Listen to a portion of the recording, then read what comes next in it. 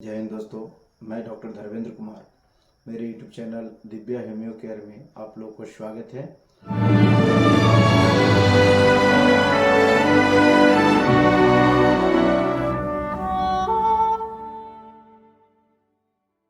दोस्तों, आज मैं आप लोग को इस वीडियो के माध्यम से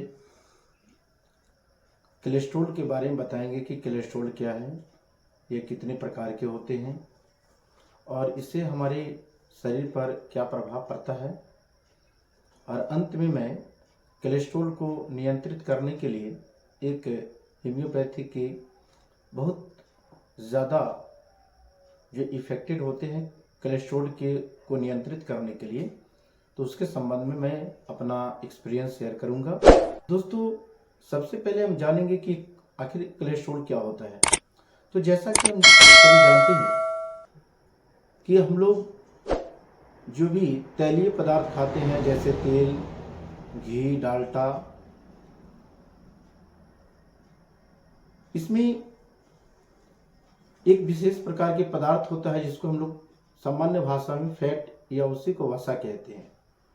तो इसी वसा को की मात्रा जब अधिक हो जाता है, जब हमारे शरीर में स्टोर हो जाता है, तो जिसको हम लोग कोलेस्ट्रॉल कहते हैं। तो एक्चुअली क्या होता है कि आपने देखा होगा जितने भी प्रकार के मस्टर्ड तेल होता है या सोयाबीन ऑयल होते हैं, या फिर आप राइस ब्रांड की अगर कोई तेल लेते हैं, तो उन सभी तेलों के पैकिंग पर अगर देखेंगे तो उसमें आपको कोलेस्ट्रॉल की मात्रा दी हुई रहती है कि उसमें कोलेस्ट्रॉल की मात्रा कितनी है, प्रोटीन की मात्रा कितनी है, फैट की मात्रा कितनी है। तो हमें कोलेस्ट्रॉल हमारे शरीर के लिए बहुत ही ज़रूरी है, क्योंकि यह हमारे शरीर के लिए ऊर्जा देने का काम करता है।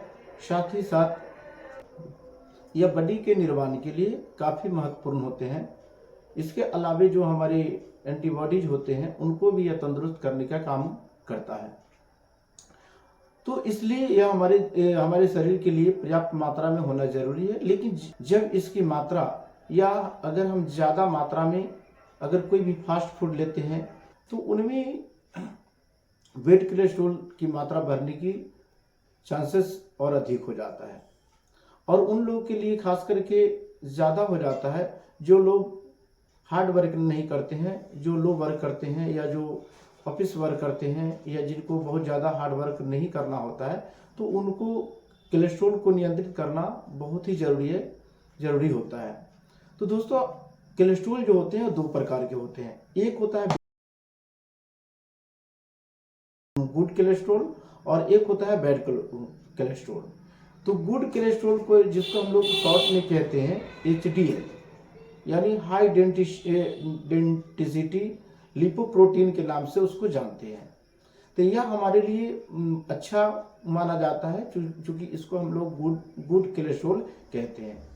और दूसरा जो होता है उसको LDL के नाम से जानते हैं, यानी लो डेंसिटी कोलेस्ट्रॉल या लिपोप्रोटीन के नाम से जानते हैं। तो यह हमारे लिए बैड कोलेस्ट्रॉल होते हैं और इसको नियंत्रित में रखना हमारे लिए बहुत जरूरी होती है। इसकी जो नॉर्मल रेंज है, यानी इसकी नॉर्मल रेंज जो है वह 100 होती है, और इसकी अधिकतम अगर आपको 180 से अगर ऊपर जाता है तो इसको नियंत्रित करना बहुत ही जरूरी है।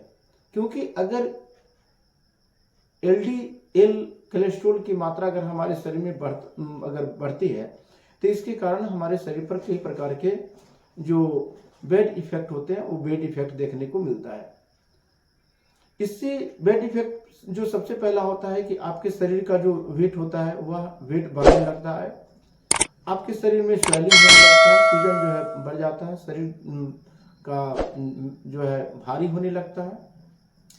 इसके अलावे आपका जो हाइपरटेंशन, जिसको हाई ब्लड प्रेशर कहते हैं, तो उनमें हाई ब्लड प्रेशर की समस्या होते हुए देखा गया है। और इसका सबसे जो घातक परिणाम होता है वह आपको हार्ट में ब्लॉकेज की बनना, जिसके कारण जो है हार्ट अटैक की संभावना बढ़ जाती है। तो इसलिए आज जो हमारा जो लाइफ स्टाइल है और आज के परिवेश में अगर देखा जाए तो ये बहुत ज़्यादा काफ़ी मात्रा में जो है इसकी परसेंटेज जो है दिन प्रतिदिन बढ़ती जा रही है कि लोगों में हार्ट ब्लॉकेज की समस्या बढ़ती जा रही है। और आज जो भी हार्ट जो हॉस्पिटल है उसमें जो है उनकी संख्या पेशेंट की दिन प्रतिदिन बढ़ती जा रही है।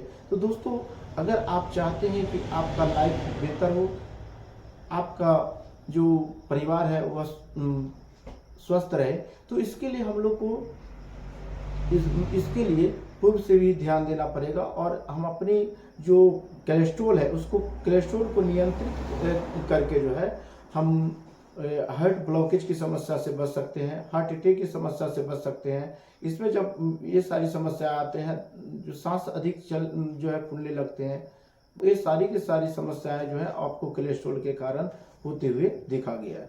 दोस्तों, इसको नियंत्रित करने का एक और तरीका है। एक तो है कि आप अपनी जो दैनिक जीवन में जो है कम से कम आप तैलीय पदार्थ को नियंत्रित माने आवश्यकता अनुसार ही ले, आप उसको ओवरडोज में ना लें।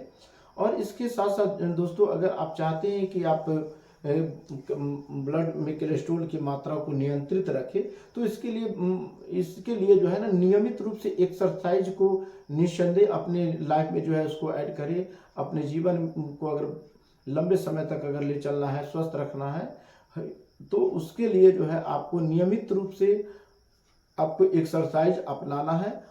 और यदि कुछ मात्रा अगर बढ़ जाती है, आपके अगर पता चले कि हाँ कोलेस्ट्रॉल बढ़ गया है, या जो मैंने लक्षण बताया इनमें से अगर कोई भी लक्षण अगर आप में पाए जाते हैं, तो आपको क्या करना है कि आप किसी भी जो नज़दीक के डॉक्टर है, डॉक्टर से सलाह लें।